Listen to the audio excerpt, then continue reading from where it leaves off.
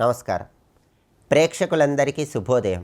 ఈనాటి శుభయోగం శీర్షికన పరమ పవిత్రమైనటువంటి మాఘమాసంలో ఎలాంటి దానాలు నిర్వహిస్తే అద్భుత ఫలితాలు కలుగుతాయో, పద్మపురాణం ప్రకారం మాఘమాసంలో ఇవ్వవలసిన 5 శక్తివంతమైనటువంటి దానాలేంటో పరిశీలిద్దాం. మాఘమాసం శ్రీ మహావిష్ణువుకి ఎంతో ప్రీతిపాత్రమైన మాసం. ఈ మాసంలో దానాలు నిర్వహించటం ద్వారా గ్రహదోష తీవ్రతను తగ్గింపజేసుకొని సమస్త శుభాలను సిద్ధింపజేసుకోవచ్చు. ఈ మాసంలో అనేక దానాలు ఇవ్వవచ్చు. గొడుగు, పాదరక్షలు, దుప్పట్లు, కంబళి, నూనె, ఇలాంటివి ఎన్నో దానాలు ఇవ్వచ్చు. కానీ పద్మపురాణంలో ప్రధానంగా మాఘమాసంలో ఇవ్వవలసినటువంటి 5 దానాల గురించి చెప్పడం జరిగింది. ఆ 5 దానాలు ఏంటంటే, మొట్టమొదటిది అన్నదానం. మాఘమాసంలో అన్నదానం చేయటం ద్వారా ఆగామి సంచిత ప్రారబ్ధ కర్మ ఫలితాల తీవ్రతను తగ్గింపజేసుకోవచ్చు, సమస్త శుభాలను సిద్ధింపజేసుకోవచ్చు. రెండవది వస్త్రదానం. మాఘమాసంలో వస్త్రదానం ఇస్తే తెలిసి కానీ తెలియక కానీ చేసిన పాపాలన్నీ తొలగిపోతాయి. అలాగే ధనపరమైనటువంటి ప్రయోజనాలు చేకూరతాయి. విశేషమైన ప్రయోజనాలు అందిపుచ్చుకోవటానికి మాఘమాసంలో వస్త్రదానం చేయాలి. ఆ తర్వాత పద్మపురాణంలో చెప్పబడినటువంటి 3వ దానం తిలదానం. ఇది అన్నిటికంటే చాలా గొప్ప దానం. మాఘమాసంలో తిలదానానికి మించిన దానం ఇంకొకటి లేదు. దీనికి ప్రమాణం పద్మపురాణం. పద్మపురాణం ఉత్తరఖండం 124వ అధ్యాయంలో ఈ తిలదానం గురించి ఒక అద్భుతమైన శ్లోకం చెప్పారు. ఆ శ్లోకం ఏంటంటే, మాఘమాసం గొప్పతనం మొత్తం ఆ శ్లోకంలో తెలుస్తుంది. ముష్టిమాత్ర ప్రమాణేన తిలైహి దానం కరోతియా యావత్ సంఖ్యాతిలా తస్మిన్ తావత్ సాహస్రముచ్యతే స్వర్గే లోకే తస్య వాసః అంటుంది పద్మపురాణం ఉత్తరఖండంలో 124వ అధ్యాయంలో ఉన్న ఈ శ్లోకం. అంటే ఈ శ్లోకంలో ఉన్న అర్థం ఏంటంటే, ముష్టిమాత్ర ప్రమాణేన తిలైహి దానం కరోతియా అంటే మాఘమాసంలో ఒక పిడికెలు నిండుగా నువ్వులు తీసుకొని ఆ నువ్వులు దానంగా ఇచ్చినట్లయితే యావత్ సంఖ్యాతిలా తస్మిన్ అంటే ఆ పిడికెడు నువ్వులలో ఎన్ని నువ్వులు ఉంటాయో తావత్ సాహస్రముచ్యతే అన్ని సంవత్సరాల పాటు స్వర్గేలోకే తస్యవాసః మనం స్వర్గలోకాన్ని పొందుతామని ఈ శ్లోకంలో ఉన్న అర్థం. అంటే ఈ మాసంలో ఒక పిడికెడు నువ్వులు మనం దానం ఇస్తే ఆ పిడికెడు నువ్వుల్లో ఎన్ని నువ్వులు ఉంటాయో అన్ని వేల సంవత్సరాల పాటు శరీరాన్ని విడిచిపెట్టాక స్వర్గలోక ప్రాప్తి కలుగుతుందని పద్మపురాణం ఉత్తరఖండంలో ఉన్న ఈ శ్లోకం మనకు తెలియజేస్తోంది. అంతటి శక్తి మాఘమాసంలో నువ్వుల దానానికి ఉంది. అందుకే తిలాహ సర్వపాప హరాహ స్మృత అంటుంది పద్మపురాణం. అంటే సమస్త పాపాలను పటాపంచలు చేసే శక్తి మాఘమాసంలో నువ్వుల దానానికి ఉంది. కాబట్టి 3వ దానం నువ్వుల దానం. నువ్వుల దానం ఇస్తే సమస్త పాపాల నుంచి సులభంగా బయటపడవచ్చు. ఆ తర్వాత 4వ దానం గోదానం. మాఘమాసంలో గోదానం ఇస్తే చాలా మంచిది. అయితే గోదానం ఇవ్వలేని వాళ్ళు గోవు బొమ్మను దానం ఇవ్వవచ్చు. అలాగే తెలగోవు, గుడగోవు, ఘృతగోవు, శాలిధాన్య గోవు అని చెప్పారు. అంటే నువ్వులు గోవు ఆకారంలో ఏర్పాటు చేసి దానం ఇస్తే తెలగోవని, బెల్లం వచ్చు గోవు ఆకారంలో ఏర్పాటు చేసి దానం ఇస్తే గుడగోవని, ఆవు నెయ్యి గోవు ఆకారంలో ఏర్పాటు చేసి దానం ఇస్తే ఘృతగోవని, వడ్లు కానీ బియ్యం కానీ గోవు ఆకారంలో ఏర్పాటు చేసి దానం ఇస్తే శాలిధాన్య గోవు అని చెప్పారు. ఇలాంటి గోదానమైనా ఇవ్వవచ్చు. ఆఖరి దానం శయ్యాదానం అంటే మంచం దానం. మాఘమాసంలో మంచం దానం ఇస్తే దాంపత్య వియోగం ఉండదు, భార్యాభర్తల మధ్య అనుబంధం బాగుంటుంది. కాబట్టి మాఘమాసంలో పద్మపురాణంలో చెప్పబడిన ఈ 5 దానాలు ఇవ్వండి, సమస్త శుభాలను సిద్ధింపజేసుకోండి. రేపటి శుభయోగం శీర్షికన శుక్రవారం సందర్భంగా లక్ష్మీదేవి సంపూర్ణమైన అనుగ్రహాన్ని అందిపుచ్చుకోవటానికి శ్రీ సూక్తంలో ఉన్నటువంటి శ్లోకాలను ఏ విధంగా పఠించాలో పరిశీలిద్దాం. నమస్కారం.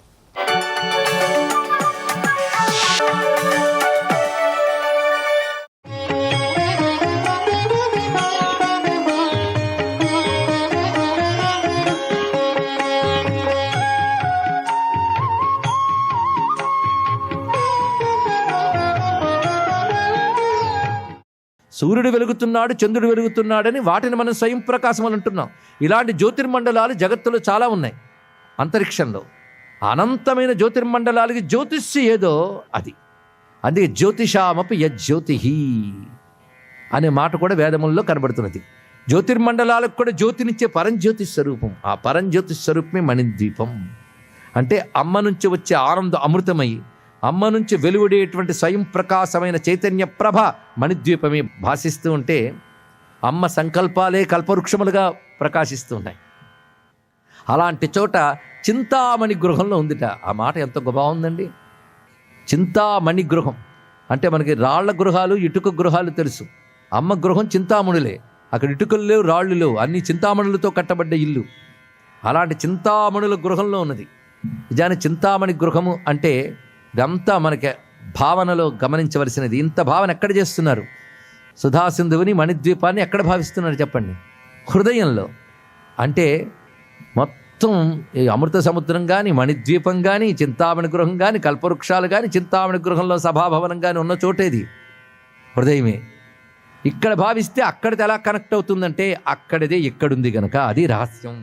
అక్కడిదే ఇక్కడుంది. ఉపనిషత్ భాషలో ఇదంతా కూడా ధ్యానం ద్వారా, జ్ఞానం ద్వారా మన హృదయంలో ఆత్మగా తెలుసుకుంటాం. దానిని ఉపాసన భాషలో సగుణ స్వరూపంగా తెలుసుకుంటున్నామంతే. కానీ సగుణ స్వరూపంలో వర్ణించే లోకములు, రూపములు నిర్గుణమైన ఆత్మ యొక్క ఉపాసనా స్వరూపములు. ఇది గ్రహిస్తే చాలు.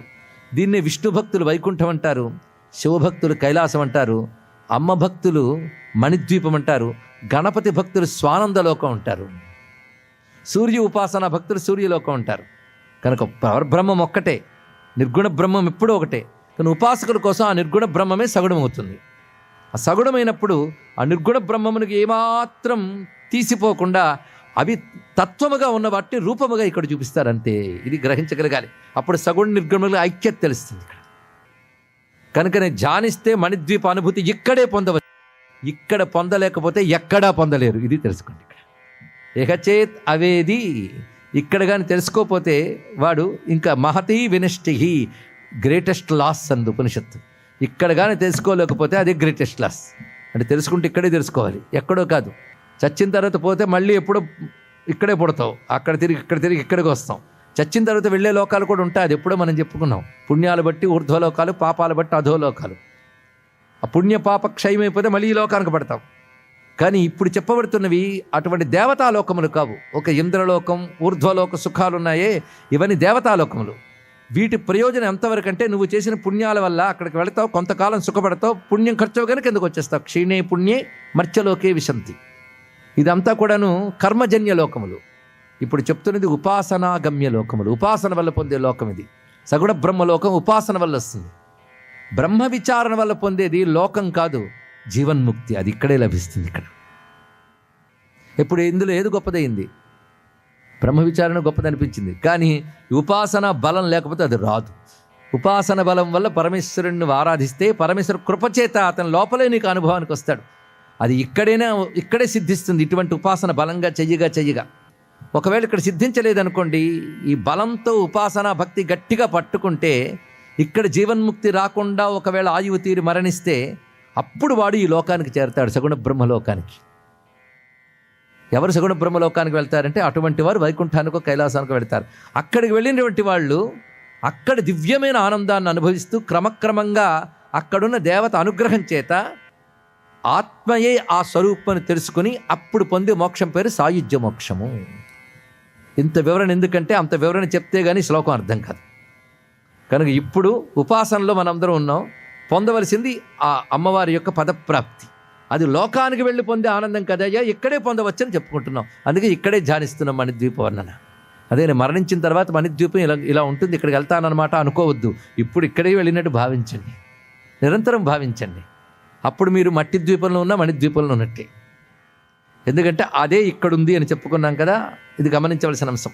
మోక్షం గురించి వినేటప్పుడు సాధారణంగా హిందూ ధర్మంలో మోక్షాన్ని 4 రకాలుగా చెప్తారు. సారూప్యం, సాలోక్యం, సామీప్యం, సాయుజ్యం.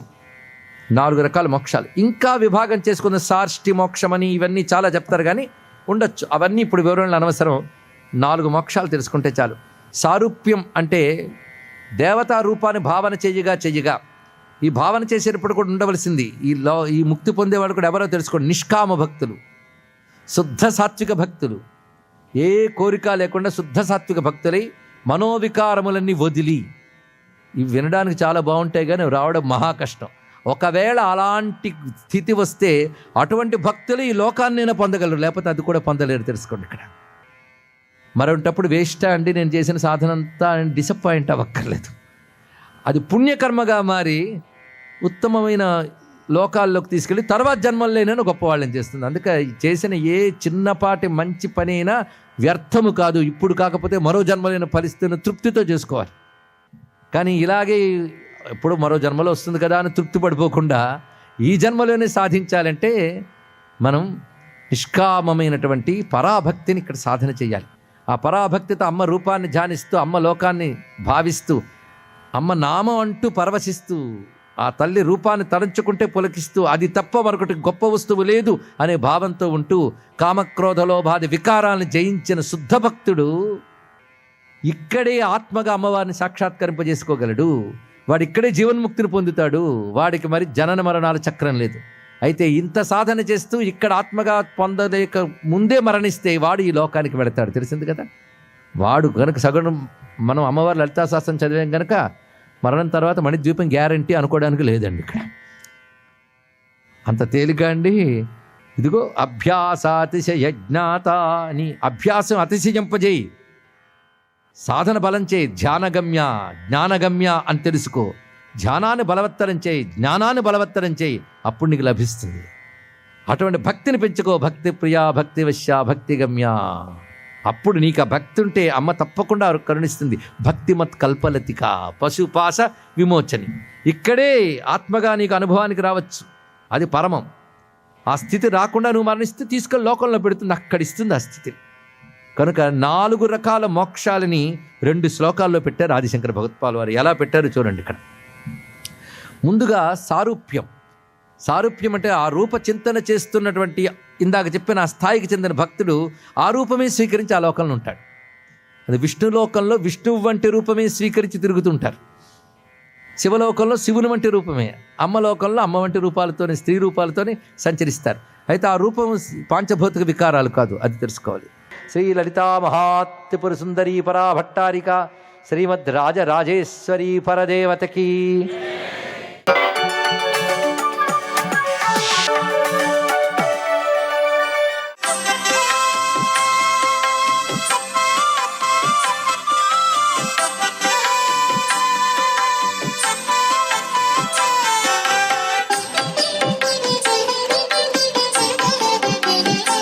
ఓం నమో నారాయణాయ.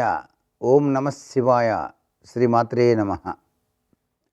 గురుబ్రహ్మ గురువిష్ణు గురుదేవో మహేశ్వర అంటూ గురుదేవుని మనం మనఃపూర్వకంగా ధ్యానం చేయాలి. మనం ఇంట్లో పూజాది కార్యక్రమాలు ప్రారంభించేటప్పుడు కూడాను శ్రీ గురుభ్యో నమః అని ప్రారంభిస్తాం కదా. అలాగే ఈ మాఘమాసంలో గురువారం నాడు అందరికీ ఆది గురువైనటువంటి శ్రీ దక్షిణామూర్తి స్వామి వారిని చక్కగా ఆరాధన చేయటం సర్వవిధ శ్రేయోదాయకం. దక్షిణామూర్తి స్వామివారు జ్ఞానముద్రను వేస్తారు. జ్ఞానముద్ర అంటే ఏంటి? మానవ జీవితాన్ని పరిపూర్ణమైనటువంటి జ్ఞానతత్వంలోకి తీసుకుని వెళ్ళటానికి మనలో ఉండేటువంటి అరిషడ్వర్గాల్ని జయించాలి అని చెప్పటం. ఈ అరిషడ్వర్గాలు అనేటువంటివి కామ క్రోధ లోభ మోహ మద మాత్సర్యాలు. గొప్ప గొప్ప ఋషులు సైతం కూడాను ఆ చిన్ని బాలుడు చెప్పేటువంటి దక్షిణామూర్తి అవతారంలో ఉన్నటువంటి స్వామి మాట్లాడకుండా మౌనంగా ఉండి వేసినటువంటి ఆ ముద్రలోని రహస్యాన్ని చక్కగా అవగాహన చేసుకొని ప్రతి వాళ్ళు కూడా ధ్యానం చేశారట. ఆ ధ్యానం వలన ఆ శ్వాస మీద ధ్యాస తత్వంతో వాళ్ళు పరిపూర్ణవంతమైనటువంటి జ్ఞానవంతులయ్యారు అని అర్థం. అందుచేతనే ఉచ్ఛ్వాస నిశ్వాసాల యొక్క తత్వాన్ని అర్థం చేసుకొని ప్రతి ఒక్కరూ కూడాను ప్రతినిత్యం కూడాను శ్వాస మీద ధ్యాస ఉంచి ధ్యానం చేసినట్లయితే తప్పనిసరిగా జ్ఞానప్రాప్తి సిద్ధిస్తుంది. ఈ మానవ జీవిత పరమార్థ లక్షణాన్ని మనం అర్థం చేసుకోవడానికి వీలవుతుంది అని చెప్పడం దీనిలో దాగిన పరమార్థం.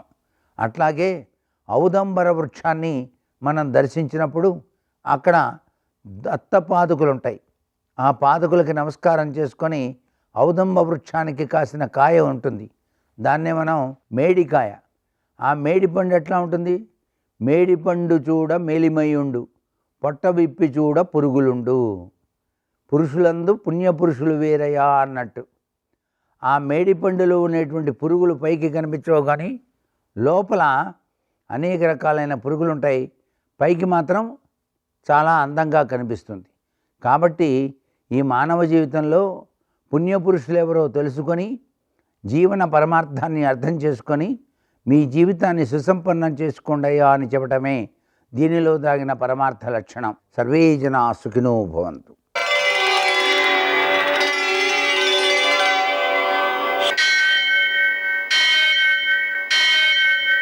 సహస్రశీరుషం దేవం విశ్వాక్షం విశ్వశంభువం విశ్వం నారాయణం దేవమక్షరం పరమం పదం విశ్వతః పరమాం నిత్యం విశ్వం నారాయణగుం హరిం విశ్వమేవేదం పురుషస్తద్విశ్వముపజీవతి పతిం విశ్వస్యాత్మేశ్వరగుం శాశ్వతగుం శివమచ్యుతం నారాయణం మహాజ్ఞేయం విశ్వాత్మానం పరాయణం.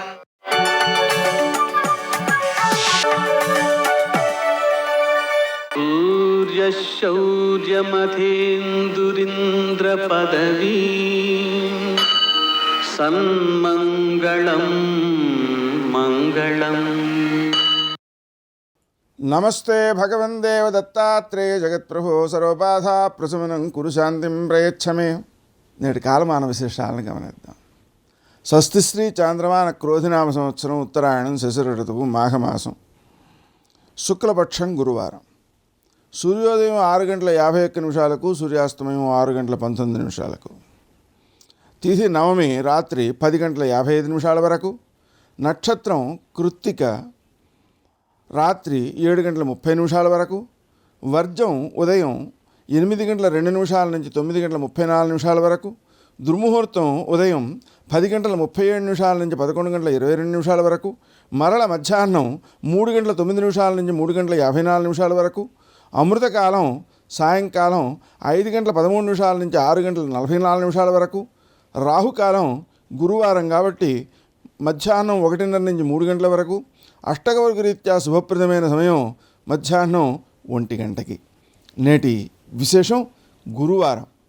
అలాగనే మహానంద నవమి. ఈ రోజున నందిని పూజ చేస్తారు. నందినీదేవికి పూజ చేయడం ద్వారా, గోపూజ చేయడం ద్వారా సంతాన సౌఖ్యం, సంతాన అభివృద్ధి మొదలైనవన్నీ కలుగుతాయి. విశేషించి ఈరోజు గురువారం కాబట్టి దత్తాత్రేయారాధన విశేషమైన సత్ఫలితాలను అందజేస్తుంది. మాఘమాసం కాబట్టి నదీ స్నానం మొదలైనవన్నీ సత్ఫలితాలను అందజేస్తాయి. నేటి ఆణిముత్యాలు.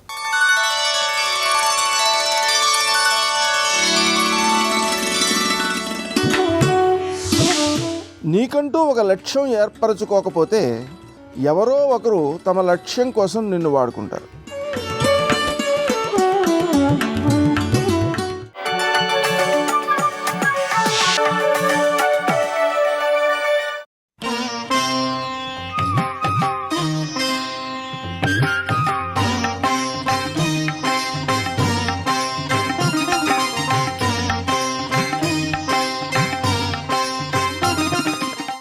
సూర్యనారాయణమూర్తి ఉదయించేటప్పుడు ఆయన ఉదయించకుండా చేసేస్తే ఇక లోకములకు కాంతి ఉండదు. లోకములకు కాంతి లేకపోతే, సూర్యుని యొక్క గమనం లేకపోతే ఆ చీకటి వలన ధర్మము లుప్తమైపోతుంది. సూర్యుడు ఉదయిస్తున్నాడు అంటే కదా ప్రమాణంగా చేసుకుని సంధ్యావందనం, మధ్యాహ్నానికి వచ్చాడంటే కదా మళ్ళీ సంధ్యావందనం, ప్రదోషానికి వెళ్ళాము అంటే కదా మళ్ళీ సంధ్యావందనం. ఇవి లేనప్పుడు సంధ్యావందనం ఎక్కడుంటుంది? లేనప్పుడు ముందు ధర్మం లుప్తమైపోయింది. ఎందుకంటే సంధ్యాహీన అశుచి, సంధ్యావందనం చేయకపోతే అశౌచంతో ఉన్నవాడితో లెక్క, వాడు ఏ కార్యానికి పనికిరాడు. అందుకే ఆ రాక్షసులు ఏం చేస్తారంటే అసలు సూర్యోదయం జరగకూడదు అని చూస్తారు. అలా చూసేటటువంటి రాక్షసులకు మందేహులు అని పేరు. ఆ మందేహులన్న రాక్షసులు ఎక్కడుంటారు అంటే లోహిత సముద్రానికి ముందు ఉండేటటువంటి శిశిర పర్వతాన్ని కూడా దాటి, లోహిత సముద్రాన్ని దాటి గరుత్మంతుడుండేటటువంటి కుటశాల్మలి వృక్షం దాటిపోయిన తర్వాత సూర్యనారాయణమూర్తి ఉదయం జరుగుతోంది, ఇక ఎర్రకాంతి వస్తుందేమో అనగానే వాళ్ళు ఏం చేస్తారంటే చెట్ల మీదకి ఎక్కి ఆ చెట్లకి తలకిందులుగా వేలాడుతూ ఉగ్రమైన పెద్ద శరీరాల్ని పెంచి సూర్యకిరణములు భూమండలం మీదకి రాకుండా అడ్డుకుంటారు. అడ్డుకున్నప్పుడు ఏం జరుగుతుంది అంటే వాళ్ళు ప్రతిరోజు కూడా తే పతంతి జలే నిత్యం సూర్యస్యోదయనం ప్రతి. ఏ కారణం చేత అంటే అభితప్తాః స్మ సూర్యేణ లంబంతే స్మ పునః పునః నిహతా బ్రహ్మతేజోభిః అహన్యా హనిరాక్షసాః అని. వాళ్ళు అలా చెట్లకి తలకిందులుగా వేలాడుతూ సూర్యబింబానికి అడ్డొచ్చి ఇక సూర్యుని యొక్క కిరణములు పడకుండా ఆపేటటువంటి సమయంలో సూర్యుడు ఉగ్రమైన స్వరూపాన్ని పొందుతాడు. ఒకసారి నా కర్తవ్యతానిష్టకి, నా కారుణ్యానికి ఎదురొస్తున్నారు, మీరు నన్ను ఉదయించకుండా అడ్డుకుంటున్నారని చూస్తాడు.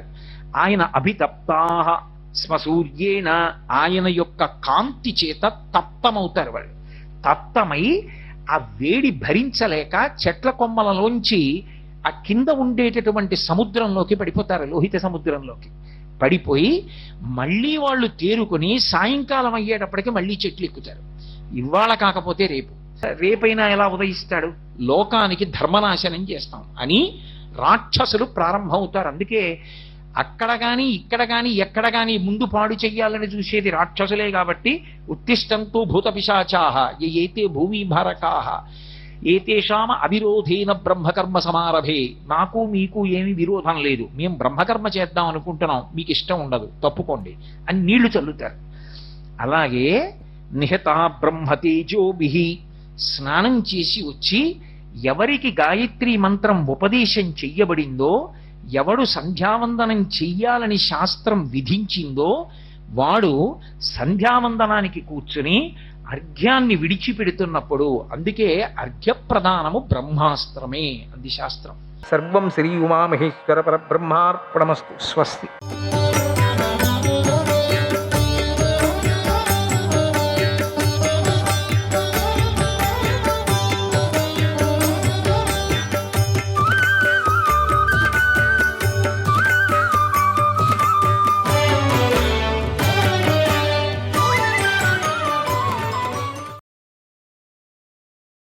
పేడతో చేసిన గొబ్బిళ్లను లక్ష్మీ స్వరూపంగా భావించి పూజించటానికి కారణం ఇదే. శ్రీకృష్ణాయ పరమాత్మనే నమః. 83వ అధ్యాయం. భీష్ముడు ఇలా చెప్తున్నాడు: ఓ ధర్మరాజా, యజ్ఞం కోసం వినియోగించిన మిగిలిన ఆహారాన్ని తినేవారు, గోవును దానమిచ్చేవారు, నిత్యము అన్నదానము యజ్ఞం చేసేవారు పొందే ఫలాన్ని పొందుతారు. పెరుగు నెయ్యి లేకుండా యజ్ఞం జరగదు. కనుక వాటితోనే యజ్ఞానికి యజ్ఞత్వం లభిస్తుంది, ఫలం చేకూరుతుంది. కనుక గోవు యజ్ఞానికి మూలం అయి ఉంది. సమస్త దానాలలో గోదానమే ప్రశస్తం అయి ఉంది. గోవుల శ్రేష్టాలు పవిత్రాలు, పరమ పావనాలు. పుష్టి కోసం, శాంతి కోసం గోవులను సేవించాలి. పయోదధిఘృతం చాసాం, పయోదధిఘృతం చాసాం, పయోదధిఘృతం చాసాం సర్వపాప ప్రమోచనం, సర్వపాప ప్రమోచనం. ఆవు పాలు, ఆవు పెరుగు, ఆవు నెయ్యి సకల పాపాల నుండి విముక్తి కలిగిస్తాయి. ఇహపర లోకాలలో గోవులే పరమ తేజస్సులని శాస్త్ర గ్రంథాలలో చెప్పబడింది. కనుక గోవుల కన్నా పవిత్రమైనది ఏదీ లేదు. ఓ ధర్మరాజా, ఈ సందర్భంలో కూడా ఇంద్ర బ్రహ్మల మధ్య ఒక సంవాదం జరిగింది. ఆ కథను చెబుతాను విను. పూర్వం దైత్యులు ఓడిపోయారు. అప్పుడు ఇంద్రుడు త్రిలోకాధిపతి అయ్యాడు. అందుకు ప్రజలందరూ ఆనందించి సత్యధర్మాల యందు ఆసక్తులయ్యారు. ఆ సమయంలో నారదుడు, పర్వతుడు, విశ్వావసువు, మహా ఊహువులు దివ్య తాళం వేస్తూ ఆహా ఊహులు గానం చేశారు. భక్తితో బ్రహ్మదేవుణ్ణి సేవించారు. అప్పుడు వాయుదేవుడు దివ్య పుష్ప పరిమళాలతో వీచాడు. ఋతువులు కూడా విడివిడిగా సుగంధాలను తీసుకొని వచ్చాయి. దేవతలందరూ కలిసి సమావేశమయ్యారు. అప్పుడు సకల ప్రాణులు కూడా గుమిగూడాయి. ఒక ప్రక్క దివ్యవాద్యధ్వని వినిపిస్తుంది. దివ్యాంగనాలు, చారణులు చుట్టూ నిలబడ్డారు. అప్పుడు ఇంద్రుడు బ్రహ్మదేవుడికి నమస్కారం చేసి ఇలా అడిగాడు: ఓ పితామహ, దేవతలు లోకపాలకులు కదా, వారి లోకాల కన్నా పైన ఎత్తులో గోలోకం ఎందుకుంది? నాకు ఈ విషయం చెప్పు. గోవులు ఎలాంటి తపస్సును చేశాయి? ఏ బ్రహ్మచర్యాన్ని పాటించాయి? ఏ కారణంగా రజోగుణం లేకుండా సుఖంగా నివసిస్తున్నాయి? దేవతల కన్నా పైన ఎలా సుఖంగా నివసించగలుగుతున్నాయి అని అడిగాడు. అప్పుడు బ్రహ్మదేవుడు ఇంద్రుడితో ఇలా అన్నాడు, ఓ ఇంద్ర, నీకిప్పుడు గోవులంటే చులకన, ఎప్పుడు కూడా నీకెప్పుడు అదే. నువ్వు గోవులను ఎప్పుడూ అవహేళన చేస్తూ ఉంటావు. గోవులను పరిహాసానికి కూడా చులకన చేయకూడదు. అందువల్ల నీకు గోవుల మహిమ తెలియదు. ఓ సురశ్రేష్ఠ, నీకిప్పుడు గోవుల ప్రభావాన్ని, వాటి పరమ మహత్యాన్ని చెబుతున్నాను విను. ఇంద్ర, గోవులు యజ్ఞాంగం అని చెప్పబడ్డాయి కనుక గోవులు యజ్ఞస్వరూపాలు. గోవులు లేకుండా ఏ విధంగా అయినా సరే యజ్ఞం జరగదు. గోవులు తమ పాలతోనూ పెరుగుతోనూ ప్రజలను పోషిస్తాయి. వాటి కుమారులైన ఎద్దులు కూడా వ్యవసాయంలో ఎంతో సహకరిస్తాయి. ధాన్యాన్ని, వివిధ బీజాలను మొలకెత్తిస్తాయి, పంట పండిస్తాయి. వాటి వల్లే యజ్ఞం చక్కగా సాగుతుంది. సకల విధాలుగా హవ్య కవ్యాలు కొనసాగుతాయి. ఓ ఇంద్ర, గోవుల నుండి పాలు, పెరుగు, నెయ్యి వస్తాయి. గోవులు పవిత్రాలు. ఎద్దులు ఆకలి దప్పులను అనుభవిస్తూ కూడా వివిధ భారాలను మోస్తూ ఉంటాయి. మునిమిచ్చధారయంతీగా ప్రజాశ్చైవాపి కర్మణ వాసవాకూటవాహిన్యః కర్మణ సుకృతేన చ.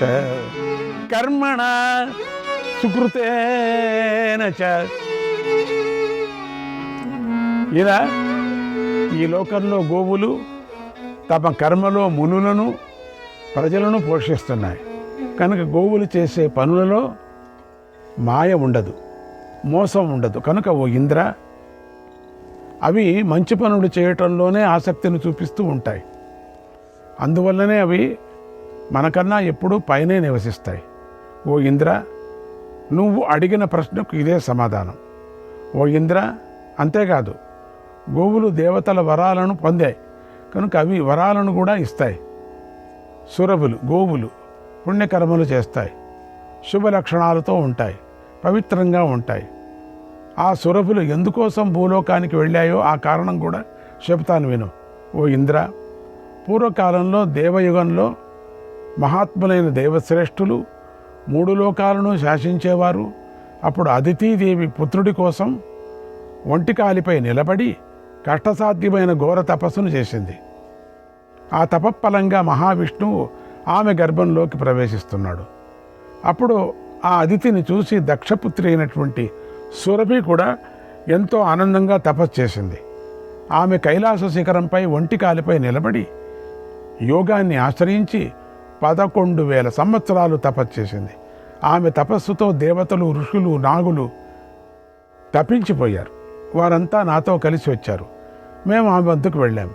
నేను ఆమెతో ఇలా అన్నాను, ఓ దేవి సురభి, నువ్వు దేనికోసం తపస్సు చేస్తున్నావు? ఈ నీ తపస్సుతో నాకెంతో సంతోషం కలిగింది. ఏదైనా వరాన్ని కోరుకో, ఇస్తానన్నాను. అప్పుడు సురభి ఇలా అంది, ఓ దేవా పితామహ, నాకు వరం వద్దు, నువ్వు నాపై ప్రసన్నుడివైతే చాలు, అదే నాకు వరం అంది. అప్పుడు నేను ఆమెతో ఇలా అన్నాను, ఓ దేవి, నువ్వు లోభాన్ని, కోరికలను విడిచిపెట్టావు.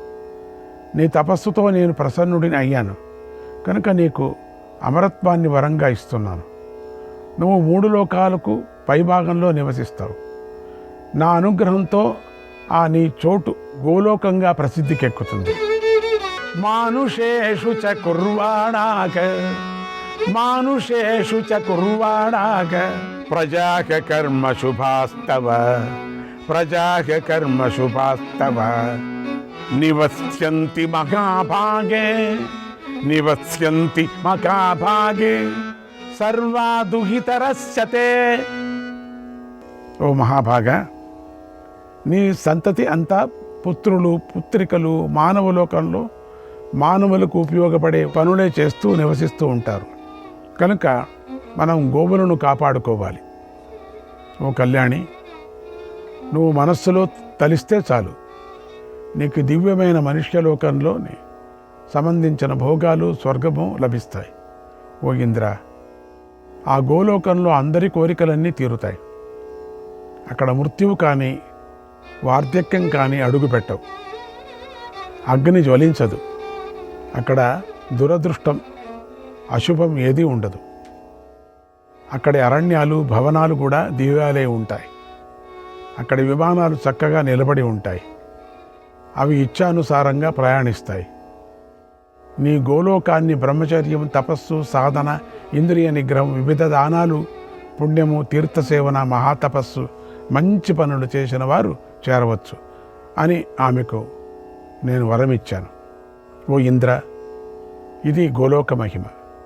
నువ్వు అడిగిన విషయమంతా నీకు చెప్పాను కనుక నువ్వు ఎప్పుడూ కూడా గోవులను పరిహాసం చేయకు, అవమానించుకు అన్నాడు.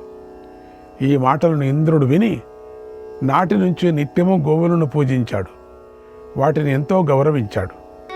ఏతత్ తే సర్వమాఖ్యాతం, ఏతత్ తే సర్వమాఖ్యాతం పావనంచ మహాయుగే, పావనంచ మహాయుగే పవిత్రం పరమం చాపి, పవిత్రం పరమం చాపి గవామాహాత్మ్యముత్తమం. మహా తేజస్వి, నేను పరమ పావనమైనది, పరమ పవిత్రమైనది, పరమోత్తమమైనదైనటువంటి గోమహాత్మ్యాన్ని పూర్తిగా చెప్పాను. కీర్తితం పురుష వ్యాఘ్ర, కీర్తితం పురుష వ్యాఘ్ర సర్వపాప విమోచనం, సర్వపాప విమోచనం యయిదం కథయే నిత్యం, యయిదం కథయే నిత్యం బ్రాహ్మణేభ్యః సమాహితః, బ్రాహ్మణేభ్యః సమాహితః హవ్యకవ్యేషు యజ్ఞేషు, హవ్యకవ్యేషు యజ్ఞేషు పితృకార్యేషు చైవ, పితృకార్యేషు చైవ సార్వకామికమక్షయ్యం పితృంస్తస్యోపతిష్ఠతే, పితృంస్తస్యోపతిష్ఠతే. ఓ పురుష శ్రేష్ఠ, దీనిని కనుక కీర్తించితే సకల పాపాల నుంచి విముక్తి కలుగుతుంది. దీన్ని సావధానంగా నిత్యము యజ్ఞాలలో హవ్య సమర్పణ చేసే సమయంలోనూ, శ్రాద్ధకర్మలు జరుగుతున్నప్పుడు కవ్య సమర్పణ చేసే సమయంలోనూ విప్రులకు వినిపించిన వాడి కోరికలన్నీ తీరుతాయి. ఆ హవ్య కవ్యాలు దేవతలకు, పితృదేవతలకు సంబంధించిన ఆహార పదార్థాలు అక్షయాలై దేవతలకు, పితృదేవతలకు చేరుతాయి. గోషు భక్తచ్చలభతే, గోషు భక్తచ్చలభతే యద్యదిచ్చతి మానవః శ్రియోపి భక్తాయా గోషు తాచ్చకామమవాప్నుయుః. గోవులపై భక్తి గల మానవుడు తాను కోరినవన్నీ పొందుతాడు. గోభక్తి గల స్త్రీలు కూడా కోరికలన్నిటినీ తీర్చుకుంటారు. విద్యార్థి చాప్నుయా విద్యాం, సుఖార్థి ప్రాప్నుయాత్ సుఖం, సుఖార్థి ప్రాప్నుయాత్ సుఖం నకించిద్ దుర్లభం చైవ, నకించిద్ దుర్లభం చైవ గవాం భక్తస్య భారత, గవాం భక్తస్య భారత. పుత్రుణ్ణి కోరుకునేవాడు పుత్రుణ్ణి, పుత్రికను కోరుకునేవాడు పుత్రికను, ధనాన్ని కోరుకునేవాడు ధనాన్ని పొందుతాడు, ధర్మాన్ని కోరుకునేవాడు ధర్మాన్ని, విద్యను కోరుకునే విద్యార్థి విద్యను. విద్య మాత్రం ఎప్పుడైనా కోరుకోవచ్చట, ముసలోడైనా కూడా కోరుకోవచ్చట. సుఖంగా ఉండాలనే సుఖాన్ని అది కూడా అంతే, కోరుకునేవాడు సుఖాన్ని పొందుతాడు. ఓ రాజా, గోభక్తుడికి లభించని ఏదీ లేదు, అన్నీ లభిస్తాయి. లభించినది అనేది అన్నీ అన్నాడు భీష్మ పితామహుడు. శ్రీకృష్ణాయ పరమాత్మనే నమః. 84వ అధ్యాయం. ధర్మరాజ్ భీష్ముడిని ఇలా అడుగుతున్నాడు.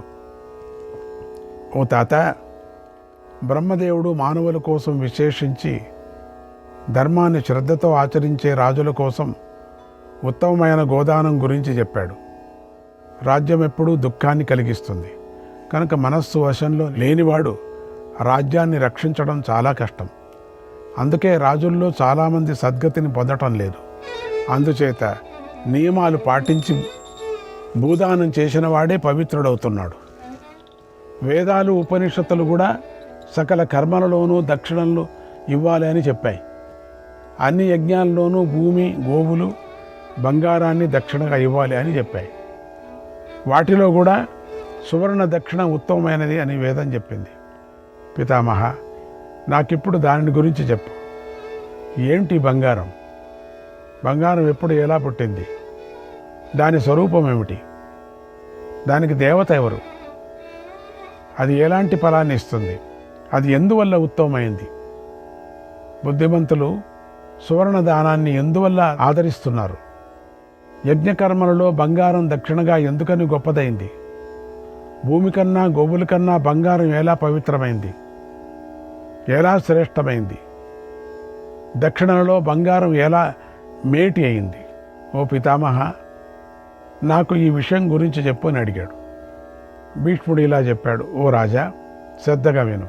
బంగారం పుట్టుకకు సంబంధించిన కథ చాలా పెద్దది. నా అనుభవాన్ని బట్టి దాని గురించి చెప్తాను.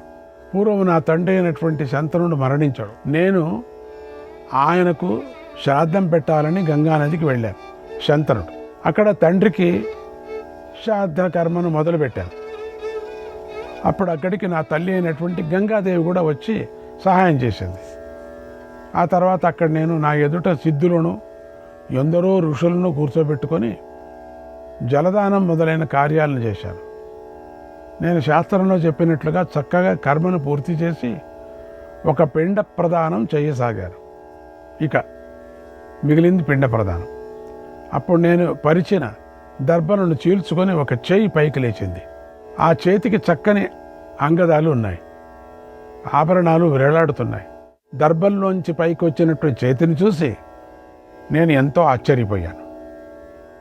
అది నా తండ్రి చెయ్యి. సాక్షాత్తు నా తండ్రే పిండ స్వీకారానికి చేయి చాపాడు. అప్పుడు నేను శాస్త్రానుసారంగా ఆలోచించాను. చేతిలో పిండ ప్రదానం చేయటాన్ని వేదం చెప్పలేదే. నాకు ఆ విషయం గుర్తుకొచ్చింది. పితృదేవతలు ఎక్కడ కూడా సాక్షాత్తుగా మనుష్యుడి చేతి నుండి పిండాలు స్వీకరించరు. ఎప్పుడైనా సరే పిండాలను దర్భల మీదనే ఉంచాలి. అప్పుడు నేను ఎదుట కనిపిస్తున్న మా తండ్రి చేతిని పట్టించుకోలేదు. శాస్త్రం చెప్పినట్లుగా పాటించాను. దర్భల మీదనే పిండ ప్రదానం చేశాను. తర్వాత నా తండ్రి చేయి అంతర్ధానమైంది. ఆ తర్వాత కలలో నాకు పితృదేవతలు కనిపించారు. వారెంతో సంతోషిస్తూ నాతో ఇలా అన్నారు. ఓ కుమారా, నీ జ్ఞానానికి మేమెంతో సంతోషించాం. నువ్వు ధర్మ విషయంలో మోహానికి గురి కాలేదు. శాస్త్రాన్నే ప్రమాణంగా స్వీకరించి పాటించావు. చక్కగా కర్మను చేశావు. నువ్వు ఆత్మ, ధర్మ, శాస్త్రం, వేదాలు, పితరులు, ఋషులు, సాక్షాత్ పితామహుడైనటువంటి బ్రహ్మదేవుడు, గురువులు, ప్రజాపతి మొదలైన వారందరి గౌరవాన్ని పెంచావు. ధర్మాత్మలకు ప్రమాణంగా నిలిచావు. వారు చలించకుండా స్థిరంగా ఉండేలాగా చేశావు. మాకు సంతోషంగా ఉంది. కానీ భూదానం, గోదానాలకు బదులుగా సువర్ణ దానం కూడా చెయ్యి ధర్మజ. అలా చేస్తే మేము పితామహులు అందరం పవిత్రులమవుతాం. ఎందుకంటే బంగారం అన్నిటికన్నా పవిత్రమైంది. దశపూర్వాన్ దశైవాన్యాం దశపూర్వాన్ దశైవాన్యాం తథా సంతారయంతి తే. సువర్ణదానం చేసిన వారు ముందు 10 తరాలను, వెనుక 10 తరాలను తరింపజేస్తారు అన్నాడు. నేను ఆ మాటను విని నిద్ర నుంచి మేల్కొన్నాను. కలలో జరిగిన ఘటనను గుర్తు చేసుకొని ఆశ్చర్యపోయాను. అప్పటి నుంచి బంగారాన్ని దానం చేయాలని సంకల్పించుకున్నాను. ఓ ధర్మరాజా, ఈ విషయంలో పరశురాముడికి సంబంధించిన ఒక కథ ఉంది. ఆ కథను చెబుతున్నాను విను. ధన్యమాయుష్యమేవచ ధన్యమాయుష్యమేవచ. ధనాన్ని, ఆయస్సును వృద్ధి చేస్తుంది. పూర్వం పరశురాముడు తీవ్రమైన క్రోధంతో 21 సార్లు భూమిపై క్షత్రియులు లేకుండా చేశాడు. భూమినంతా జయించి విప్రులకు, క్షత్రియులకు ఇష్టమైనది, అన్ని కోరికలు నెరవేర్చేదైన అశ్వమేధ యాగాన్ని చేశాడు. అశ్వమేధం సకల ప్రాణులను పవిత్రం చేస్తుంది, తేజస్సును కాంతిని వృద్ధి చేస్తుంది. దాన్ని పరశురాముడు చేశాడు. కానీ ఆ యాగ ఫలంతో ఆయన పాపం నుండి విముక్తి పొందలేకపోయాడు. దాంతో పరశురాముడు సిగ్గుపడ్డాడు. ఋషులను దేవతలను ఇలా అడిగాడు, ఓ భాగ్యవంతులారా, ఉగ్ర కర్మలను చేసి చిక్కుకున్న వారిని ఏది పవిత్రులను చేస్తుందో చెప్పండి అని అడిగాడు. అప్పుడు మహర్షులు ఇలా చెప్పారు, ఓ పరశురామ, వేదం చెప్పిన మాట బట్టి నువ్వు విప్రులను సత్కరించు.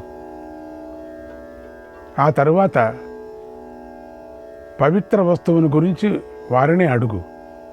అప్పుడు బుద్ధిమంతులైన వారు చెప్పిన విధంగా నువ్వు ఆచరించు, పవిత్రుడు అవుతావు అన్నారు.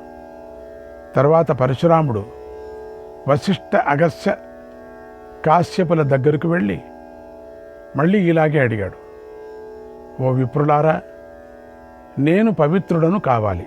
పవిత్రుడిని కావటానికి నేను ఏ కర్మ చేయాలి, ఏ దానం చెయ్యాలి, నాకు మంచి మార్గాన్ని చెప్పండి. నన్ను ఏది పవిత్రుడిని చేస్తుంది అని అడిగాడు. ఋషులు ఇలా అన్నారు, ఓ పరశురామ, పాపకర్మలు చేసిన మానవుడు గోవులను, భూమిని, ధనాన్ని దానం చేస్తే పవిత్రుడవుతాడు. అలాగే ఇప్పుడు మరొక పవిత్రమైన మహాదానాన్ని చెబుతున్నాను విను. అది దివ్యమైనది, అద్భుతమైనది. ఆ వస్తువు అగ్ని నుంచి పుట్టింది. దాని పేరు బంగారం. పూర్వం అగ్ని సకల లోకాలను కాల్చి తన రేతస్సుతో దానిని సృష్టించాడు. ఆ సువర్ణ దానం చేస్తే నువ్వు సిద్ధిని పొందుతావన్నాడు. అందుకే భూమిలో దొరికేది అది. ఆ తర్వాత కఠోరమైన నియమాలను పాటించే వశిష్ఠుడు పరశురాముడితో ఇలా అన్నాడు, ఓ రామ, బంగారం అగ్నిలాగా ప్రకాశిస్తూ ఉంటుంది. సువర్ణదానం పరమదానం, అది నీకు తప్పకుండా ఫలాన్ని ఇస్తుంది. బంగారం గురించి చెబుతున్నాను విను. బంగారం అగ్ని సోమ స్వరూపం. దీనిని సందేహం లేకుండా గ్రహించు. మేక అగ్ని, వరుణుడు, గొర్రె, గుర్రము మొదలైనవన్నీ సూర్యస్వరూపాలు. ఏనుగులు, మృగాలు, నాగా అంశలు, దున్నపోతులు అసురాంశలు. ఇవంతా కూడా కోళ్ళు, పందులు రాక్షసాంశలు. ఓ భార్గవ రామ, ఆవు, ఎద్దు, పాలు, సోమం మొదలైనవి భూస్వరూపాలు అని స్మృతి చెప్పింది. ఈ జగత్తునంతా మతించి మొదటిగా తేజోరాశి ప్రకటమైంది, అదే బంగారం. ఓ బ్రహ్మర్షి, అది సృష్టిలో పరమోత్తమమైన రత్నం. శ్రీకృష్ణాయ పరమాత్మనే నమః.